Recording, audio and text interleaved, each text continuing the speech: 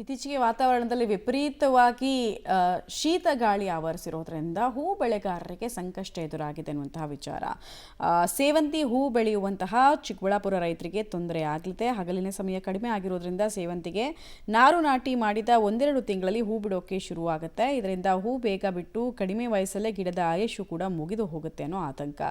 6 ತಿಂಗಳು ಇರಬೇಕಾದ ಗಿಡ ಬರೀ 3 ತಿಂಗಳಿಗೆ ಆಯುಷು ಮುಗಿಸ್ತಾ ಇದ್ದು ರೈತರಿಗೆ ಇದರಿಂದ ಲಾಸ್ ಆಗುತ್ತಂತೆ. ಹೀಗಾಗಿ ಸೇವಂತಿಗೆ ತೋಟಗಳಿಗೆ ಸಹಜವಾಗಿ ಬಹುತೇಕ ರೈತರು ಲೈಟ್ಗಳನ್ನು ಅಳವಡಿಸಿ ಹಗಲಿನ ಸಮಯ ಹೆಚ್ಚಾಗಲಿ ಅನ್ನೋ ಉದ್ದೇಶ ಮತ್ತು ವಿದ್ಯುತ್ ದೀಪಗಳ ಶಾಖದಿಂದ ಸೇವಂತಿಗೆ ಗಿಡಗಳು ಭರ್ಜರಿಯಾಗಿ ಬೆಳೆದು ಉತ್ತಮ ಇಳುವರಿಯನ್ನ ಕೊಡುವಂತಹ ನಿರೀಕ್ಷೆಯಲ್ಲಿದ್ದಾರೆ.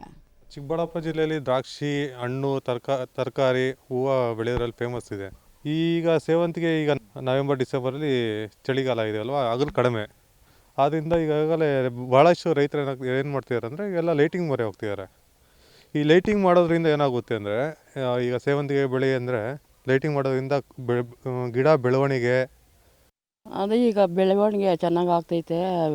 ಬಿಸಿ ಇದಕ್ಕೆ ಚಳಿಗಾಲ ಅಲ್ವಾ, ಗಿಡ ಚೆನ್ನಾಗಾಗಲ್ಲ, ಇಂಪ್ರೂವ್ಮೆಂಟ್ ಆಗ್ತೈತೆ, ಹೂವು ಚೆನ್ನಾಗಿ ಬರ್ತೈತೆ.